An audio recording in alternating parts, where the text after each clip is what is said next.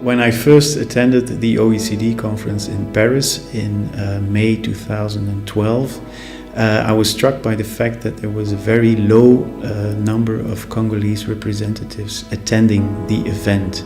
The OECD conference is a conference where measures are being discussed to address the conflict minerals phenomenon. And so you would expect a much higher number of Congolese people, representatives of artisanal mining communities.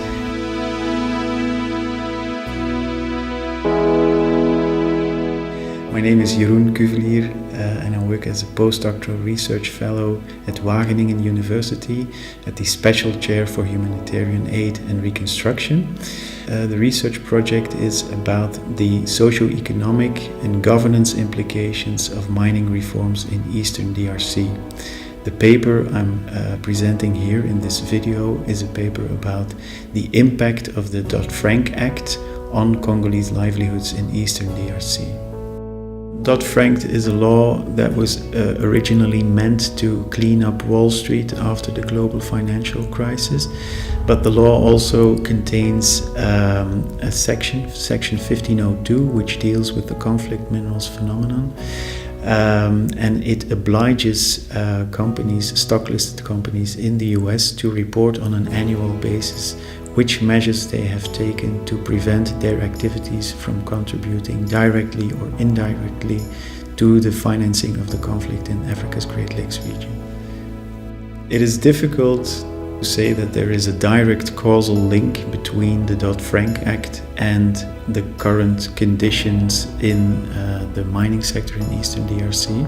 Our research has shown that the Dodd-Frank Act has reinforced a number of ongoing dynamics.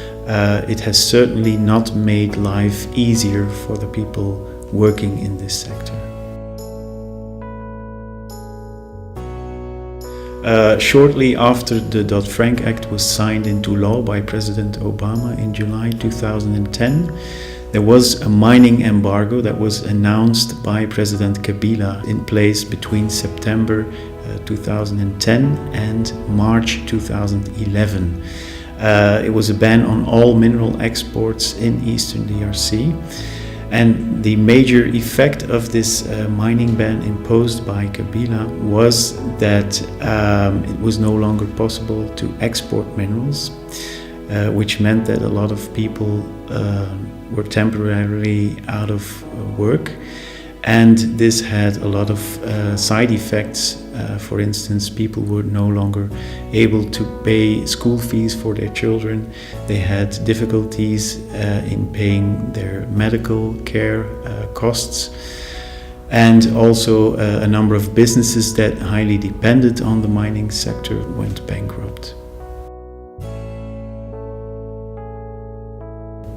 Another key finding of the paper is that Dodd-Frank has served as a wake-up call for different stakeholders in the Congolese mining industry.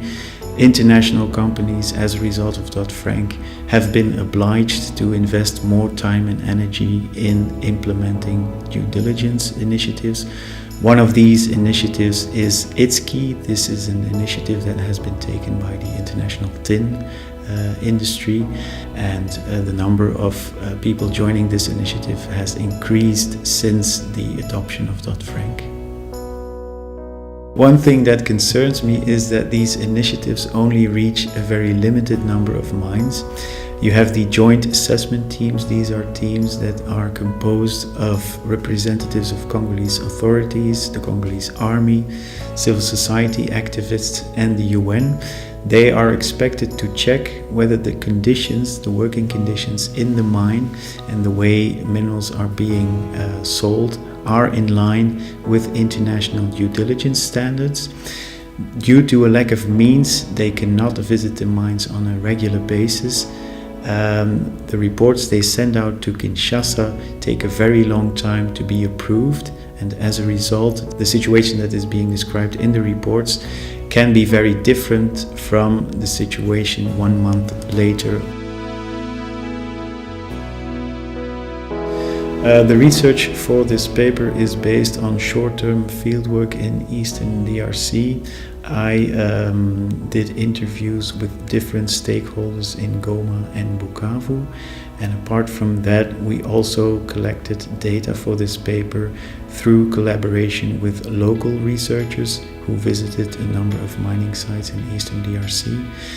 In general, I personally and also the Congolese researchers had the impression that most people involved in this business were very open and willing to talk about various aspects of the conflict minerals phenomenon.